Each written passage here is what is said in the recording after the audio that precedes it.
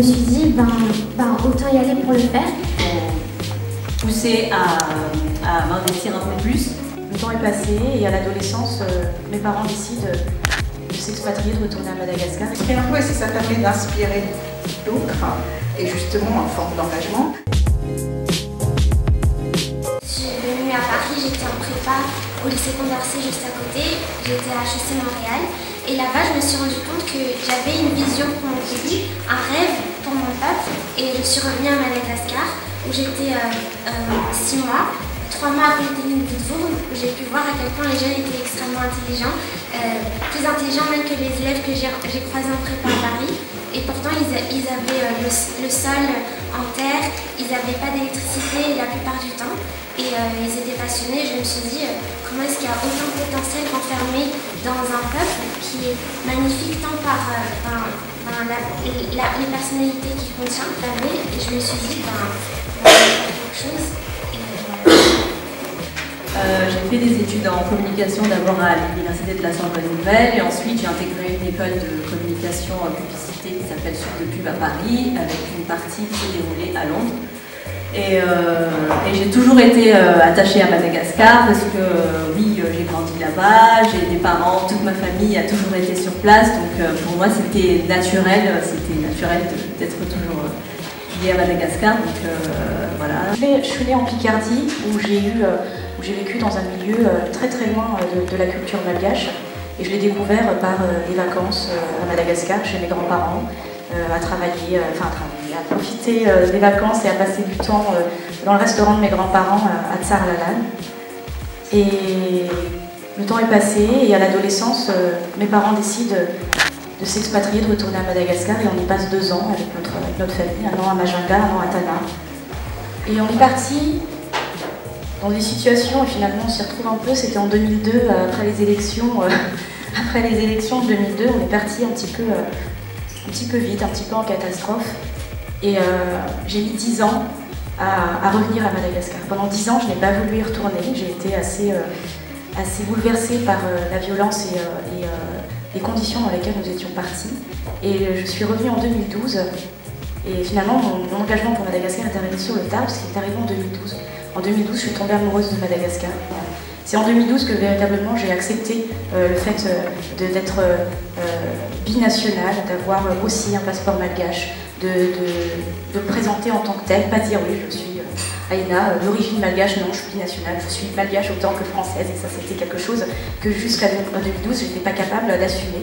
Et ça a complètement changé finalement ma vision, et c'est là où j'ai commencé finalement à participer plus avant sur différentes actions. Je ne me voyais pas poursuivre mon engagement, il l'a été au niveau associatif, au niveau personnel, il l'est aujourd'hui aussi au niveau politique, et ça fait finalement pas si longtemps que ça que j'arrive à assumer finalement toutes ces facettes de mon identité, et c'est ce qui a en tout cas qui m'a poussé à m'engager, à agir au service de Madagascar, au service de mes 2 pays. Je suis partie pour mes études en fait de Madagascar à 16 ans. Il y a une grosse coupure où quelque part dans ma tête, il fallait que je m'insère dans le pays d'accueil d'abord, pendant très longtemps. Et j'ai eu une succession de chances extraordinaires en fait. La première chose, c'est que j'étais partie pour travailler pour ma thèse sur l'Afrique australe.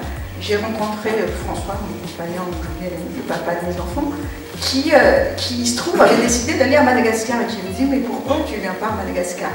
Je dis, oui, pourquoi pas. Et donc, il se trouve que j'ai changé le sujet de ma thèse et j'ai fait ma thèse sur Madagascar et on est parti 5 ans sur place, travailler à l'Institut national de la statistique. Première chance. On a fait un projet extraordinaire, super.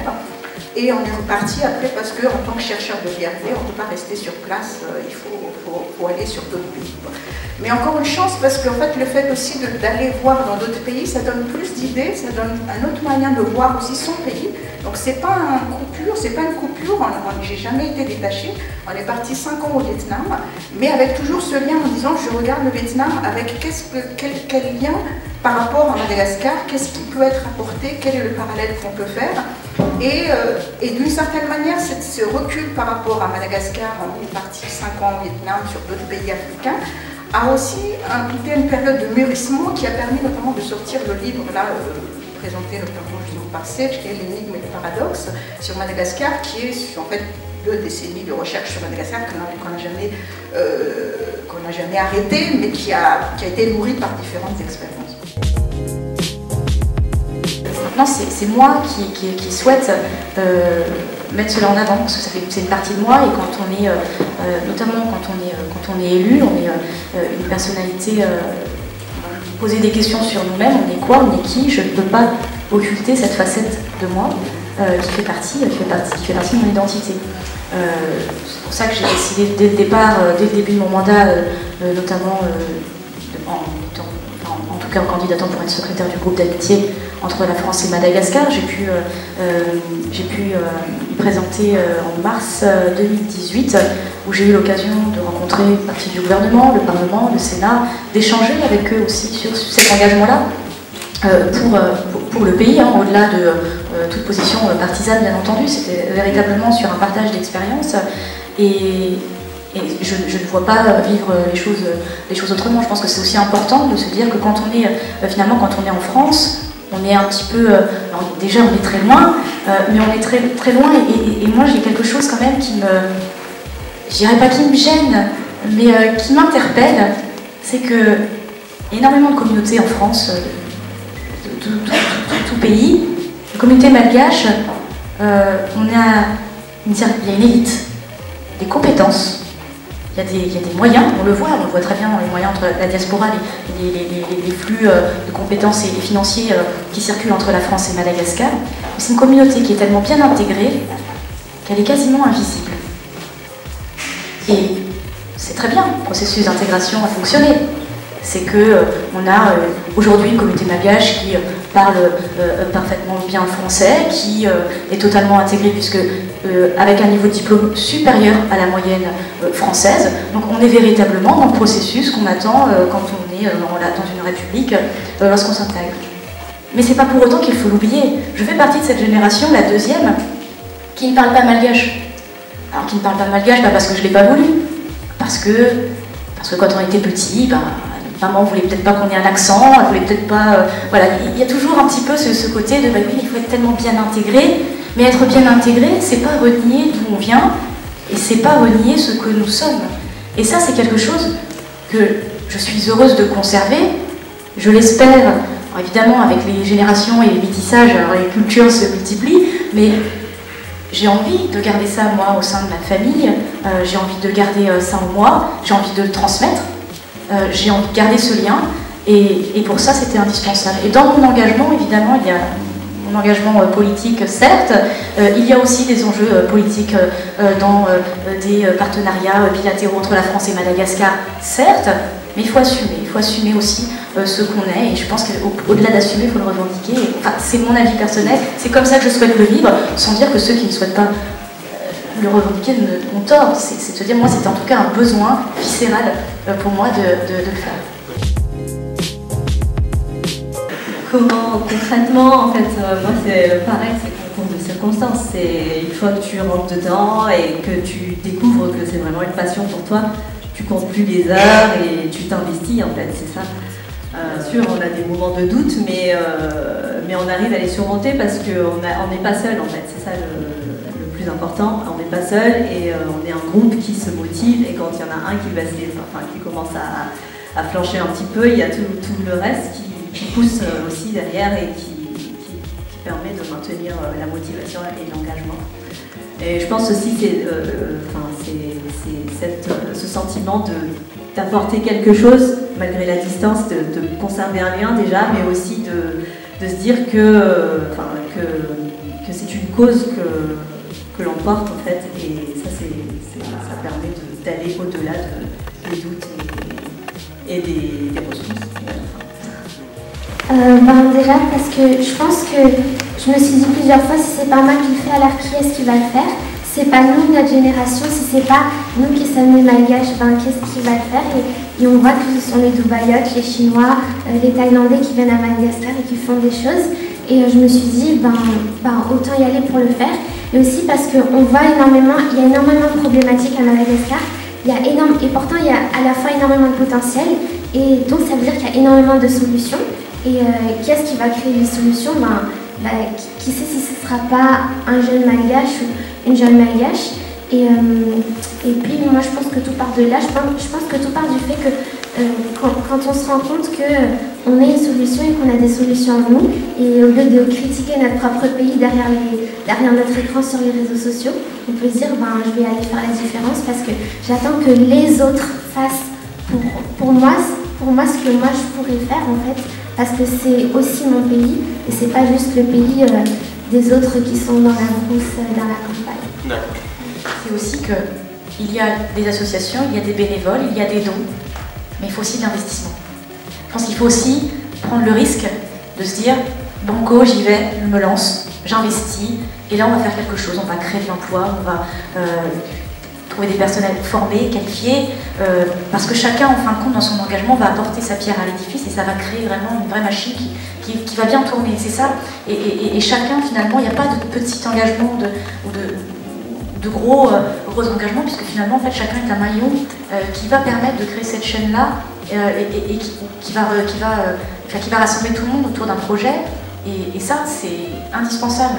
Il n'y en aura pas un qui sera inutile, parce que le maillon, une fois qu'on en a cassé un, les chaînes n'iront plus. Et c'est ça qui est intéressant dans l'engagement, et surtout qu'on n'oublie pas que finalement, il faut aussi... L'engagement, c'est pas uniquement ce côté, évidemment, cette dévotion pour les autres, elle est importante, mais quand je parle de résultats, je parle aussi de ça, on est chacun une valeur ajoutée, et on peut aussi chacun l'apporter. C'est pas pour rien quand on parle justement de la Chine qui investit à Madagascar, qui investit même en Afrique, 60 milliards de dollars en Afrique, c'est quand même énorme. C'est que derrière aussi, ils veulent obtenir du résultat, c'est que derrière aussi, ils sont capables de former, ils sont capables de créer des infrastructures, ils sont capables aujourd'hui d'installer des entreprises, etc. Donc là, c'est aussi comment nous, on arrive à être un petit peu plus offensif aussi dans notre engagement, d'aller un petit peu plus, être un peu plus offensif, en tout cas dans nos installations, dans la prise de risque, et aussi dans l'investissement, parce que l'investissement, c'est le temps, il a démontré, mais c'est aussi un investissement financier, c'est un investissement personnel, et ça, c'est indispensable, mais en tout cas, c'est un gros boulot, et bravo ceux qui le font et ceux qui vont le faire, et ceux qui arrivent à encourager, à trouver ceux qui vont y aller aussi, et qui seront ces engagés et ces investisseurs de demain. Donc je pense que c'est ça, c'est d'aller, comme Zina, aller quand même à un moment donné dans des rencontres, dans des associations, voir des gens qui travaillent sur telle thématique, et puis c'est là qu'on a des tilts en disant tiens, ça c'est quelque chose qui m'intéresse, là je peux faire quelque chose, telle personne m'emmène et m'entraîne, Patrick dit voilà, on va faire quelque chose, et il se trouve qu'on est dans une équipe et on est entraîné. Moi j'y crois, cette dynamique collective, quoi. Et je pense que c'est ça vraiment qui nous manque quelque part, c'est qu'on se mette tous ensemble, les Maliens, c'est ce qu'Anne a dit tout à l'heure, les résultats de nos études, c'est que la diaspora malgache en France, elle est extrêmement nombreuse. Et pourtant, l'action de la diaspora malgache, je ne dis pas qu'elle est inexistante, mais on ne la voit pas vraiment. On ne la voit pas parce qu'il y a quelque chose qui a organisé, qui a pour le faire connaître, pour le faire... peut-être pour le faire que ça se transforme véritablement, que ce soit reconnu sur place, que ce soit reconnu ici aussi, et que les gens justement puissent se rendre compte qu'il y a des choses qui se font, parce que tout simplement les gens aussi qui sont désespérés, c'est qu'ils ne voient pas les choses qui se font.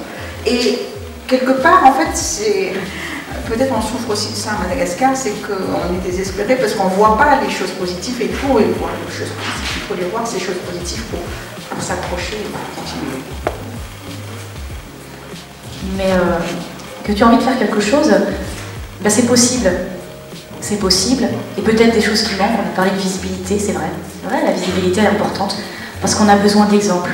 On a besoin de témoignages. Moi, quand j'entends un témoignage d'une jeunesse qui s'engage et qui réussit dans cet engagement-là, il faut en parler. Il faut le voir. Il faut qu'on voit absolument ce que vous faites. Il faut qu'on arrive à avoir ce succès qui est palpable, de se dire mais oui, en fait c'est possible, j'ai besoin de rencontrer une personne qui s'engage, on a besoin d'être accompagné. Fais rien tout seul. On connaît tous ce proverbe africain qui dit que seul on va vite et qu'ensemble on va plus loin. Mais c'est tout à fait ça. Donc on n'a pas besoin qu'on nous dise beaucoup de choses, on a juste besoin d'être accompagné, et je pense que ça c'est quelque chose qui est indispensable. On ne fera rien tout seul. Et vous l'avez dit, et je pense que vos statistiques le diront aussi, on est nombreux. On est nombreux, donc ça veut dire qu'ensemble on peut faire énormément de choses parce qu'on est très nombreux. On a une grande diaspora, on a des compétences, des moyens, on a absolument tout, et je suis sûre qu'on a énormément d'exemples et qu'on devrait en parler beaucoup plus, et on devrait les mettre beaucoup plus en avant, et que cette diaspora malgache, cette communauté malgache soit plus visible et qu'on sache valoriser, parce que chaque malgache est une valeur ajoutée pour son pays, quand il est dans son pays, mais quand il est en dehors de son pays, il fait rayonner son pays. Ça, c'est important aussi de toujours le souligner et le valoriser. Tu peux aborder, mais j'aimerais bien t'entendre un petit peu plus dessus, parce que moi, ça m'intéresse vraiment. Il est lié à la dualité de vos engagements, en fait. L'engagement politique en France et l'engagement personnel pour Madagascar. En fait, le fait d'être député de l'Assemblée nationale française, évidemment, je pense que c'est ce qui vous a motivé à la base, c'était pouvoir agir pour les meilleurs intérêts de la France, pouvoir améliorer les choses ici. Et est-ce que parfois vous êtes saisi par des questionnements, peut-être des conflits internes liés au fait que le fait d'être député de l'Assemblée nationale est peut-être consubstantiel à la nécessité de faire des arbitrages en faveur de la France et potentiellement au détriment de Madagascar? Lorsque j'étais au Parlement malgache en mars dernier, une des premières questions qui m'a été posée, c'était le sujet des îles éparses. Alors, je crois que vous connaissez tous ce sujet, je ne peux pas du coup le refaire, mais le sujet des îles éparses, et la remarque qui m'a été donnée, c'est « Vous qui êtes malgache, on aimerait connaître votre position sur les îles éparses. » Et là, je me suis retrouvée, mais en fin de compte, pour moi, il n'y avait pas de doute où effectivement, alors, il y a la position de la France, elle est la mienne. Elle est la mienne sur ce sujet, qui mérite un débat, mais dans lequel je ne me dirais pas, parce que je suis malgache, le sujet des éparses ne devrait même plus être un sujet, ça fait 50 ans qu'on aurait dû régler le problème. Je n'irai pas jusque-là, mais c'est vrai que ça mérite un débat, mais je me suis pas dit, non, parce que je suis malgache, il y a uniquement les intérêts voilà. C'est évidemment, en tant qu'élu, j'ai aussi un devoir de réserve, j'ai aussi...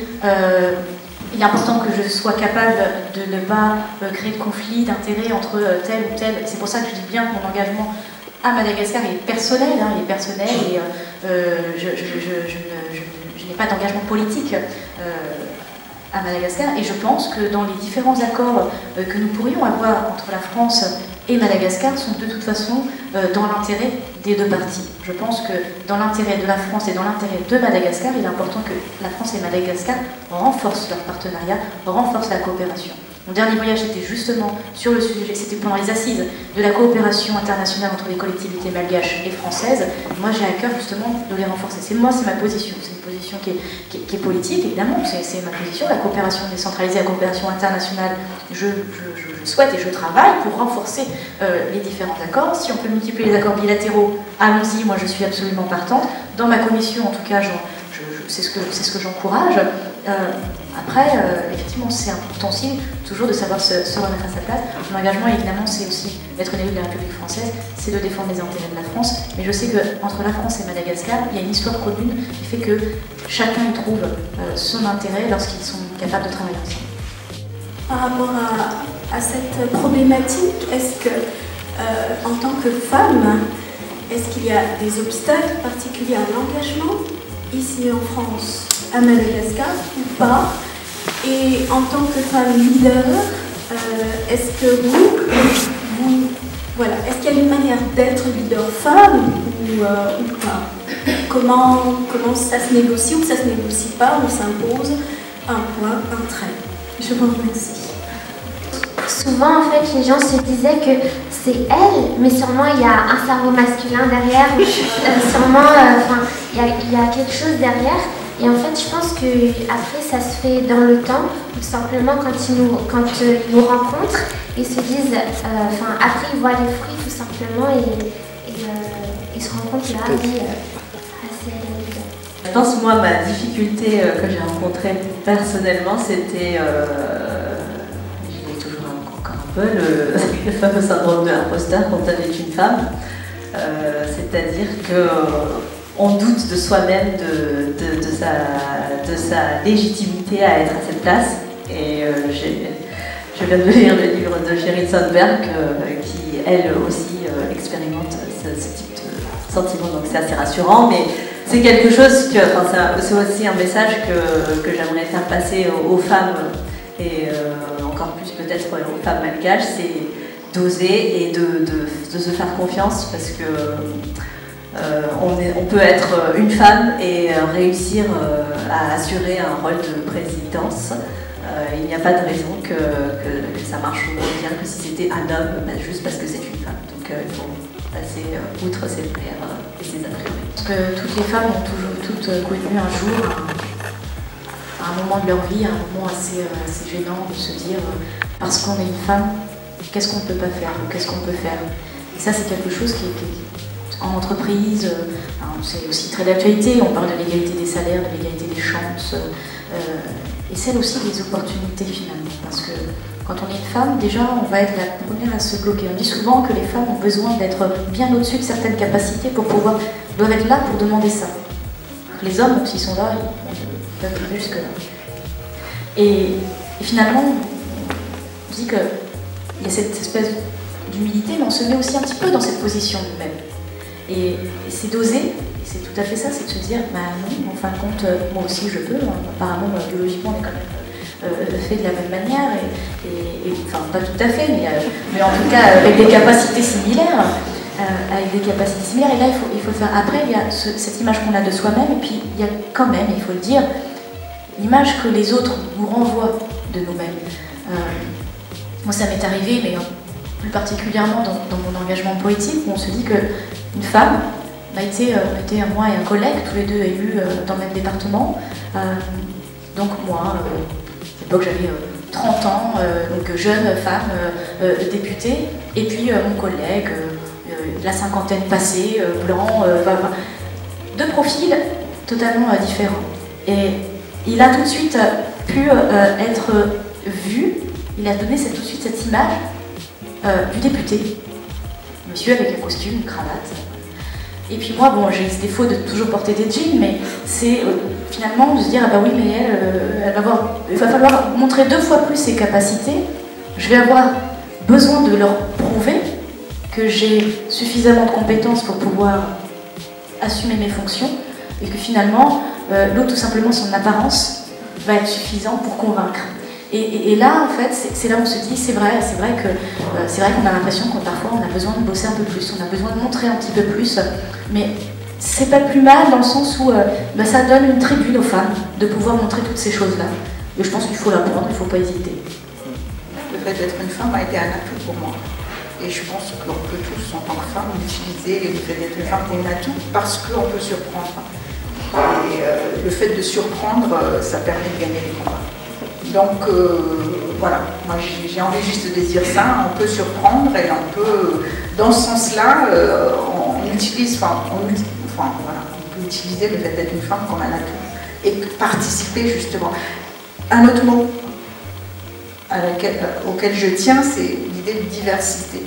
Donc on participe à la diversité. Moi je suis, en tant que chercheur en économie statisticienne, dans un monde très souvent très masculin. Depuis toutes mes études, j'ai toujours été dans un monde très masculin. Et donc, je participe quelque part à la diversité. Je dis que je suis une femme quand je suis au milieu d'un parterre d'hommes, dans des réunions, et je m'oublie tout simplement, mais les autres me voient comme une femme et j'y participe, et c'est pas plus mal. Voilà.